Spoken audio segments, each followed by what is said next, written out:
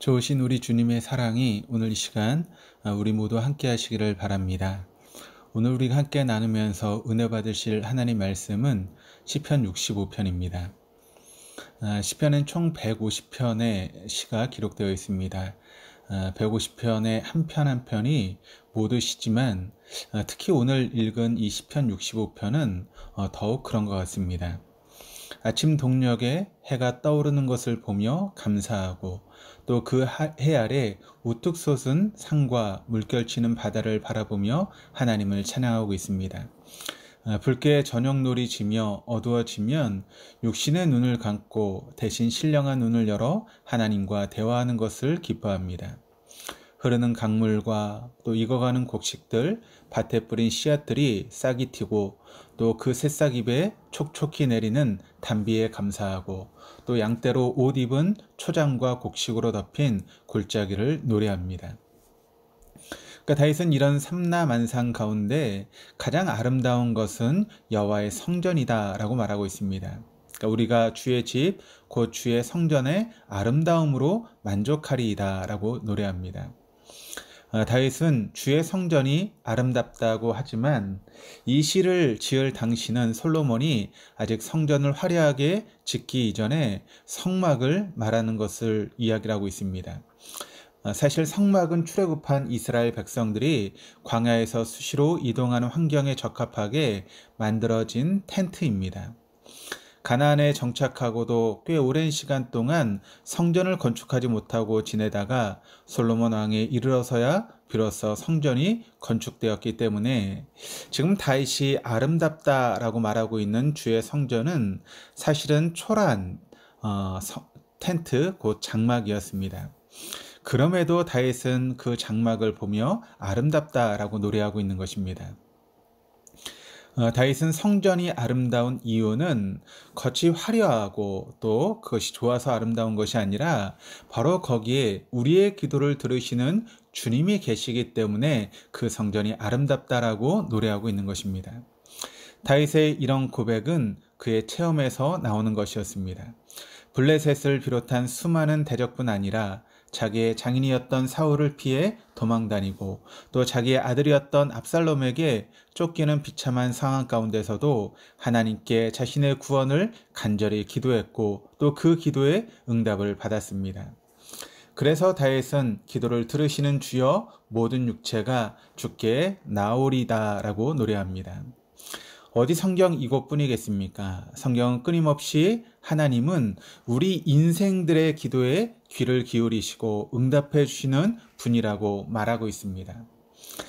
사람들은 자신의 의지와 능력을 믿고 큰 소리치며 성도가 하나님께 기도하는 것을 조롱합니다. 그러나 막상 자신이 감당할 수 없는 문제가 생기면 도움을 구할 대상을 찾습니다. 그러나 우상은 응답하지 않습니다.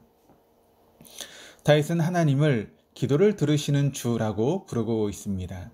하나님께서 우리의 기도를 분명히 들으신다라고 하는 그런 믿음을 가진 성도는 여러분 반드시 기도하게 될 것입니다. 그래서 하나님을 아는 모든 사람이 기도에 대해서 말하고 또 기도로 하나님께 나아가게 됩니다. 하나님은 기도하는 자에게 가장 적절한 때에 가장 좋은 것으로 응답해 주십니다. 성도가 삶 속에서 기도 응답의 체험이 없다면 믿음을 지키기가 참 쉽지 않을 것입니다. 성도의 공고함의 이유가 무엇 때문이겠습니까? 기도하지 않기 때문입니다. 우리의 기도는 숨질 때까지 계속되어야 합니다. 새벽을 깨우신 사랑하는 교회 여러분, 계속해서 새벽을 깨우시기를 바랍니다. 기도의 응답이 남의 이야기나 간증이 아니라 나의 것이 될 수 있도록, 그래서 우리가 항상 하나님 앞에 기도함으로 우리의 기도를 들으시는 하나님을 경험하시기를 바랍니다. 또한 다윗은 성전이 아름다운 이유는 우리의 죄를 사하시는 하나님이 계시기 때문이라고 노래합니다. 3절을 보니 죄악이 나를 이겼사오니 라고 쓰여지고 있습니다. 다윗은 죄와 싸워 패한 경험이 있습니다. 죄는 무서운 힘을 가지고 있어서 내가 죄를 범하면 그 죄가 나를 삼켜서 죄의 종으로 만들어 버립니다. 뿐만 아니라 죄는 대가를 치러야 합니다. 다윗은 죄의 신과 대가가 얼마나 무서운지를 체험하여 알고 있었습니다. 그는 무적의 용사로 가는 곳마다 적을 물리치고 승리했습니다. 그러나 그 많은 적을 물리치고 모든 전쟁에서 승리하는 삶을 살았던 다윗이 그러나 죄의 유혹 앞에서 또 죄의 위력 앞에서는 힘없이 쓰러졌던 것이 바로 다윗이었습니다. 다윗은 죄 앞에 무기력해진 자신의 모습을 내 진액이 빠져서 여름 가뭄에 마른같이 되었나이다 라고 그렇게 고백을 하고 있습니다. 다윗은 자신의 죄의 고통으로 인해서 밤마다 눈물로 침상을 띄우며 요를 적셨다라고 시편 6편 6절 말씀을 통해서 노래합니다. 시온 성경에서는 3절을 이렇게 기록하고 있습니다. 우리가 죄 가운데 빠져 헤맬 때 주는 우리 죄를 모두 용서하셨습니다 라고 기록을 하고 있습니다.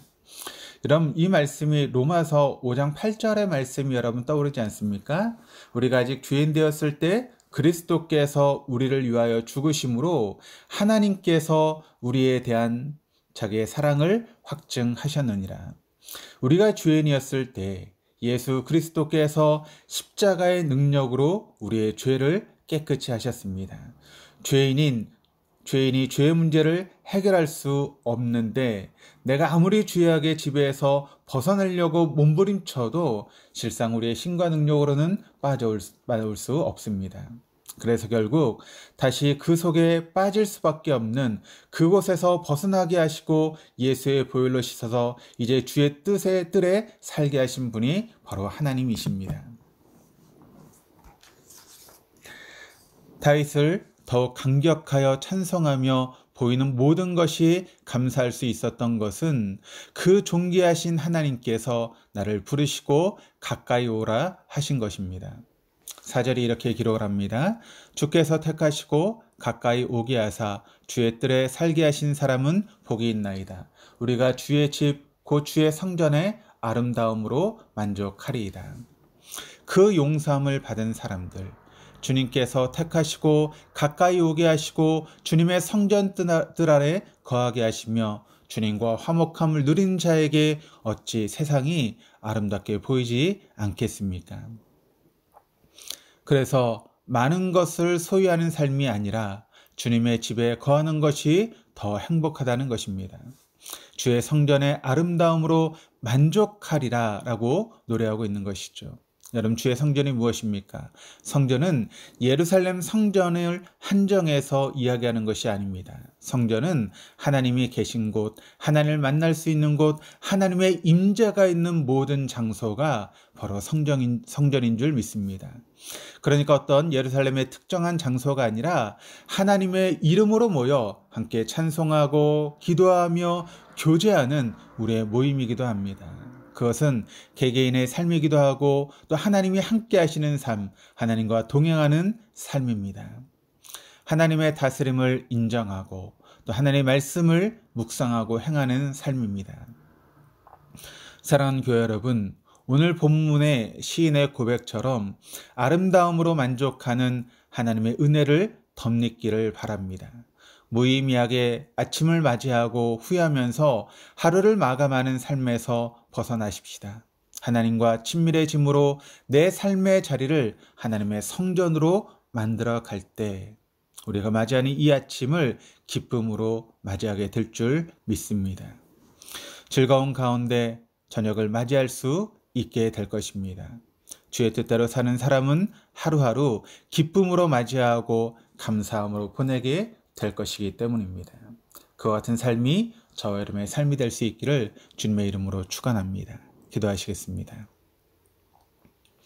우리의 기도를 들으시고 죄를 사하시는 하나님, 구원을 이루시고 우리의 삶을 만지사 은택으로 채우시는 하나님 아버지 감사드립니다. 주께서 우리에게 허락하신 삶을 감사와 기쁨으로 채우는 것은 소유의 풍성함에서 오는 것이 아니라 하나님과 교통하며 친밀함을 사모할 때 되어지는 것임을 알게 하시니 감사합니다. 저녁이 되고 아침이 되게 하심으로 지금까지 우리를 인도하신 하나님께 감사함으로 하루하루를 새롭게 맞이하며 주님 안에서 즐겁게 살아갈 수 있도록 인도하여 주옵소서. 주님 안에서 이 일이 가능함을 기억하고 오늘도 주께서 내 안에 거하고 내가 주님 안에 거하는 모든 날 되게 하여 주옵소서. 감사드리며 예수 그리스도 이름으로 기도드립니다. 아멘.